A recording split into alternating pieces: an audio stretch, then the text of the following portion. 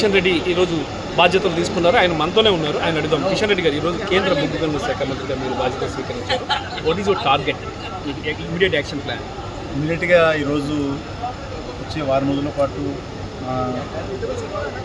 గనులు అండ్ బొగ్గు ఈ రెండు శాఖలకు సంబంధించినటువంటి అధికారులతో కూర్చొని మాట్లాడి శాఖ గురించి అవగాహన చేసుకున్న తర్వాత ఎజెండా ఏంటి, ఇప్పటికే ప్రధానమంత్రి గారు ఒక 100 రోజుల ఎజెండా, 5 years ఎజెండా, 2047 ఎజెండా, 3 రకాల ఎజెండాలు కొంచెం సెట్ చేసి పెట్టారు.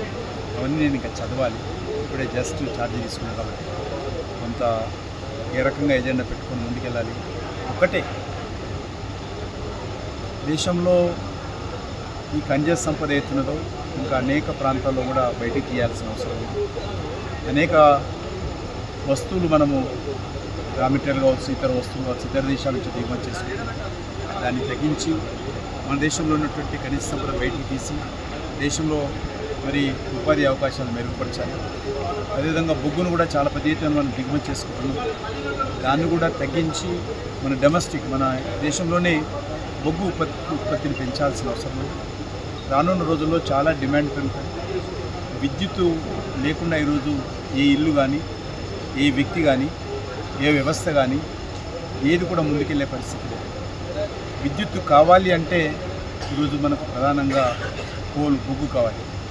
ఆ బొగ్గును మనము మరి ఏదైనా ప్రకృతి వైపరీత్యాలు వచ్చినప్పుడు ఆ బొగ్గు స్టాక్ నిల్వలు తగ్గినట్లయితే దేశమంతా అంధకారం అవుతూ అనేక రకాల సమస్యలు ఉత్పన్నమవుతాయి. అవి హాస్పిటల్స్ కావచ్చు, ట్రాన్స్పోర్ట్ కావచ్చు, అనేక రకాలు. ఈవెన్ ఒక మంచి సాధారణ వ్యక్తి ఇంట్లో లైట్ కానీ ఒక సెల్ ఫోన్ ఛార్జ్ చేసుకోవాలన్నా కూడా విద్యుత్ కావాలి. కాబట్టి దానికి సంబంధించి ప్రధానమంత్రి గారు ఇంకా అనేక రకాల జాగ్రత్తలు తీసుకుంటున్నారు. ఒకవేళ ఏదైనా క్రైసిస్ వచ్చినప్పుడు కూడా మనకు ఒక 100 రోజుల వరకు ఇబ్బంది లేకుండా మన కోల్ సంబంధించినటువంటి డిపార్ట్మెంట్ వద్ద కానీ, విద్యుత్ ఉత్పత్తి చేసేటువంటి సంస్థల దగ్గర కానీ 100 రోజులకు సంబంధించిన డిపాజిట్స్ మనము పెట్టుకోవాలా అనేటువంటి ఈ రకంగా అనేక రకాల ఎజెండా పెట్టుకొని ముందుకెళ్తున్నాం. ఏదేమైనప్పటికీ కూడా నేను ఇంకా ఫస్ట్ డే, నేను ఈ శాఖకు ఏ రకమైనటువంటి అవగాహన లేదు, ఇంకా తెలుసుకోవాల్సింది చాలా ఉంది. మాకు సంబంధించినటువంటి అనేక విద్యుత్ ఉత్పత్తి సంస్థలు ఉన్నాయి, ఇంకా అనేక కొత్త సంస్థలు పెడుతున్నాం. అదేవిధంగా మెడికల్ కాలేజీలు ఏర్పాటు చేస్తున్నాం. ఇప్పటికే ఒక కొత్తది మెడికల్ కాలేజీ కూడా ఏర్పాటు చేయాలనుకుంటున్నాం. అవన్నీ కూడా కొన్ని రోజులలో మీకు అన్ని వివరాలు చెప్తాను. దేశవ్యాప్తంగా 100% విద్యుదీకరణ అనేది ప్రధానమంత్రి గారు చెప్పారు. మరి 100% గ్రామాలకు కూడా ఇప్పుడు 100% విద్యుత్ ఇవ్వాలి అని ఒక టార్గెట్తో ప్రధానమంత్రి ముందుకెళ్తున్నారు. మరి ఆ మేరకు మీ శాఖ నుంచి ఎలాంటి సహకారం ఉండదు? దాంట్లో ఇప్పటికే ఏవైతే ఏజెన్సీ ఏరియాలు ఉన్నటువంటి గిరిజన ప్రాంతాలు ఉన్నాయో, అడవుల్లో చిన్న చిన్న హౌజెస్ 30 ఇండ్లు 40 ఇండ్లు ఉన్నటువంటి ప్రాంతాలు కూడా విద్యుత్ పెట్టేటి ప్రధానమంత్రి జన్మన్ అనే స్కీమ్ కింద సుమారు 24,000 కోట్ల రూపాయలతోటి గ్రామీణ ప్రాంతాల్లో కావచ్చు, లంబాడి తండలో కావచ్చు, ఏజెన్సీ ఏరియాలో ఉన్నటువంటి వాళ్ళందరూ కూడా విద్యుత్ ఇచ్చేటువంటి కార్యక్రమం చేస్తూ ఉన్నాం. దానికి ఒకటే, విద్యుత్తు ఉంటే ఎక్కడైనా ఇవ్వచ్చు, విద్యుత్తు లేకపోతే కష్టం. కాబట్టి ఆ విద్యుత్ ఉత్పత్తి చేసేటువంటి కావాల్సినటువంటి రా మెటీరియల్ మాకు కోలు. కాబట్టి కోలును ఎంత ఉత్పత్తి చేసుకుంటే అంత మంచిది.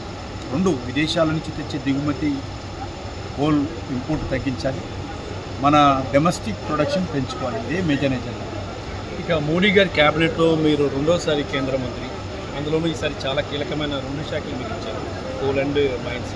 కిషన్ రెడ్డి గారి పాత్ర ఎలా ఉండబోతుంది తెలుగు రాష్ట్రాల విషయం?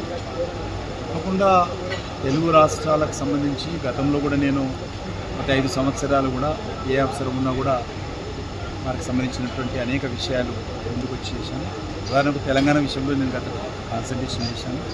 లాస్ట్ 10 years ఒక 10 lakhs crores కేంద్ర ప్రభుత్వం తెలంగాణలో ఖర్చు పెట్టడం జరిగింది.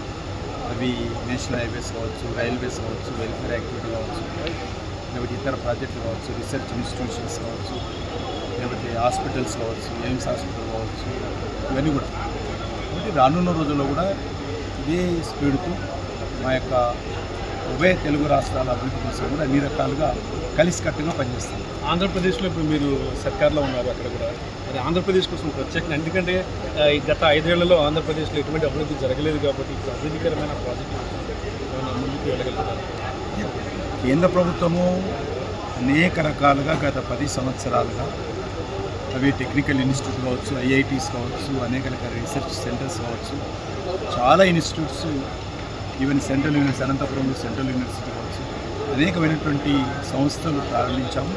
ఇంకేమైనా అరకొర మిగిలిపోతే కూడా అవన్నీ కూడా చేస్తాం. ముఖ్యంగా రాహుల్ గాంధీ ప్రతిపక్ష నేత రాహుల్ గాంధీ కేంద్రం మీద చేస్తున్నటువంటి వ్యాఖ్యలను మీరు ఏమంటారు? ప్రభుత్వాన్ని సంకీర్ణ సర్కారు మీద ప్రధాన ప్రతిపక్షగా వాళ్ళ బాధ్యత నిర్వర్తించాలి, తప్పలేదు. మేము ఏదైనా తప్పు చేస్తే మాట్లాడాలి, కానీ వేగ్గా ఆధారరహితంగా అబద్ధాలు మాట్లాడితే అది న్యాయం కాదు. ఉదాహరణకు రిజర్వేషన్ తొలగిస్తారని మాట్లాడతారు. ఇట్లా ఇప్పుడు మేము అడుగుతాం, ఇప్పుడు మేము 5 సంవత్సరాల తర్వాత అడుగుతాను నెక్స్ట్ ఇయర్. ఆ రోజు నువ్వు రిజర్వేషన్ తొలగిస్తా ఉన్నప్పుడు 5 సంవత్సరాలు తొలగించలేదు కదా, మరి ఈరోజు రాష్ట్రపతి వారి ముందు ముక్కును ఎలాగ రాస్తారని అడుగుతాం.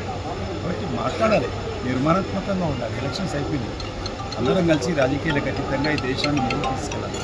ఆ దిశలో ప్రతిపక్షం కూడా నిర్మాణాత్మకమైన పాత్ర పోషించాలి, తప్పులేదు. మాది పొరపాటు చేస్తే లేవనెత్తాలి, తప్పు కూడా కాదు. ఎందుకు లేవనెత్తాలి?